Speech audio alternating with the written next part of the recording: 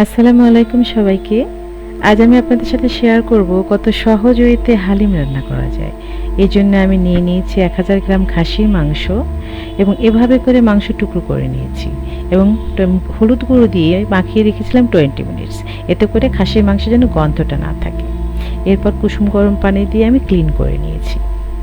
এখন আমি চুলায় কড়াই দিয়ে দিলাম এবং কড়াই 1 কাপ পরিমাণ রান্নার রেগুলার তেল দিয়ে দিব।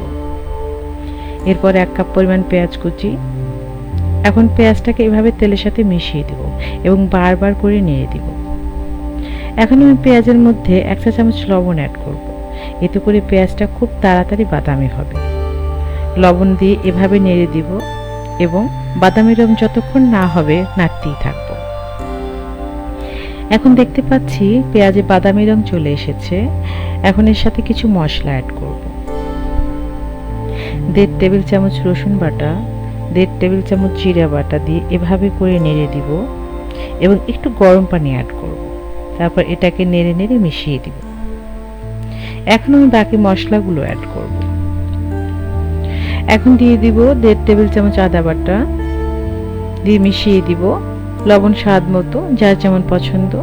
মশলা অ্যাড করে সুন্দর করে নেড়ে মিশিয়ে দিব। এখন আমি অ্যাড করব 1 চা চামচ হলুদ গুঁড়ো, 1 চা চামচ ধনিয়ার গুঁড়ো, এভাবে করে নেড়ে মিশিয়ে দিব। এখন একটু গরম পানি অ্যাড করব। এভাবে করে আবারও মিশিয়ে দেব, নেড়ে দিব। এখন অ্যাড করব শানের হালিম মিক্সড মশলা। 1 প্যাকেটের অর্ধেকটা এভাবে নেড়ে নেড়ে মিশিয়ে দিব এবং ঢাকনা দিয়ে ঢেকে দিব। এখন অল্প অল্প গরম পানি দিয়ে মশলাটা কষিয়ে নেব। যখন দেখব মশলার উপরে তেলটা উঠে এসেছে, তখনই বুঝবো মশলাটা কষানো হয়ে গিয়েছে। এখন দেখতে পাচ্ছি মশলার উপরে তেলটা উঠে এসেছে, মশলাটা কষানো হয়ে গেল।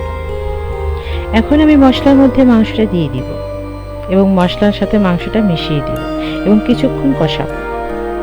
এভাবে করে মাঝে মাঝে ঢাকনা দিয়ে ঢেকে দিব এবং এতে করে মাংসটা দ্রুত কষানো হবে।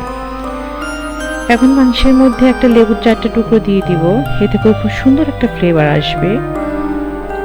2 মিনিট পর লেবুর টুকরোগুলো তুলে নেব। এভাবে করে লেবুর টুকরোগুলো দিয়ে দিলাম, তুলে নিলাম। এখন আমার মাংস কষানো হয়ে গিয়েছে। মাংসটা এবার আমি প্রেসার কুকারে দিয়ে দিব এবং প্রেসারের ঢাকনা বন্ধ করে 10 মিনিট চুলায় রাখবো, এতে করে মাংসটা দ্রুত সিদ্ধ হবে। মাংসটা সিদ্ধ হয়ে গিয়েছে। এখন মাংসের সাথে অ্যাড করব হালিমের মেইন উপকরণগুলো। এখানে কয়েক রকমের ডাল এবং গম 1 কাপ করে নিয়েছি। মুগের ডাল, মসুর ডাল, ছোলার ডাল, মাসকলাইর ডাল এবং গম, এগুলো আমি পানি দিয়ে ক্লিন করে নিয়েছি এবং কিছুক্ষণ ভিজিয়ে রেখেছিলাম 20 মিনিটসের মতো। এগুলো মাংসের সাথে এভাবে করে মিশিয়ে দিব। ডালগুলো ভিজিয়ে রেখেছিলাম, এই জন্য এগুলো তাড়াতাড়ি সিদ্ধ হবে। এটাতে বলক চলে এসেছে। এভাবে নেড়ে নেড়ে দিব, যেন নিচে লেগে না যায়। এখন প্রেসার কুকারের ঢাকনা লাগিয়ে দিব এবং 5 মিনিট চুলায় রেখে দিব। 5 মিনিটস হয়ে গিয়েছে। এখন আমি প্রেসারের ঢাকনা খুলে দিব। এখন এভাবে নেড়ে নেড়ে দেখবো সিদ্ধ হয়েছে কিনা। ডালটা তো দেখতে পাচ্ছি খুব একটা ভালো সিদ্ধ হয়নি ডালটা, এর জন্য এর মধ্যে কিছুটা গরম পানি অ্যাড করব। আবার প্রেসার ঢাকনা বন্ধ করে একটা সিটি দিব। একটা সিটি দিয়ে দিলাম। এখন প্রেসারের ঢাকনা খুলে দিব। এবার দেখতে পাচ্ছি ডালটা সিদ্ধ হয়ে গিয়েছে। এবার চুলায় একটা কড়াই দিয়ে দিলাম। এবার সবটুকু হালিম কড়াই ঢেলে দিব। এখন এভাবে করে নেড়ে নেড়ে সুন্দর করে এখন পরিমাণ মতো গরম পানি অ্যাড করব।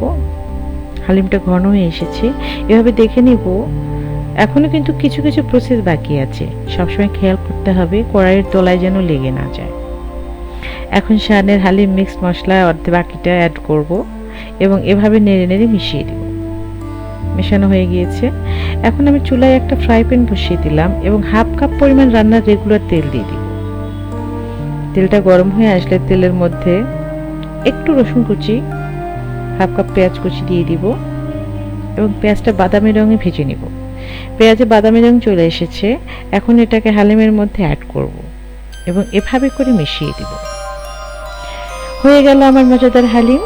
এখন এটাকে এভাবে করে বাটিতে উঠিয়ে নিব। এই হলো আজকের হালিম রান্না। আমার রেসিপি যদি আপনাদের ভালো লেগে থাকে তাহলে আমার চ্যানেলের সাথেই থাকবেন, মিনাস কিচেনের সাথেই থাকবেন, লাইক কমেন্টস করে। যারা সাবস্ক্রাইব করেছেন তাদের প্রতি অসংখ্য কৃতজ্ঞতা। যারা সাবস্ক্রাইব করেননি অবশ্যই সাবস্ক্রাইব করবেন। আজ বিদায় নিচ্ছি। সবাই ভালো থাকবেন, সুস্থ থাকবেন। আল্লাহ হাফেজ।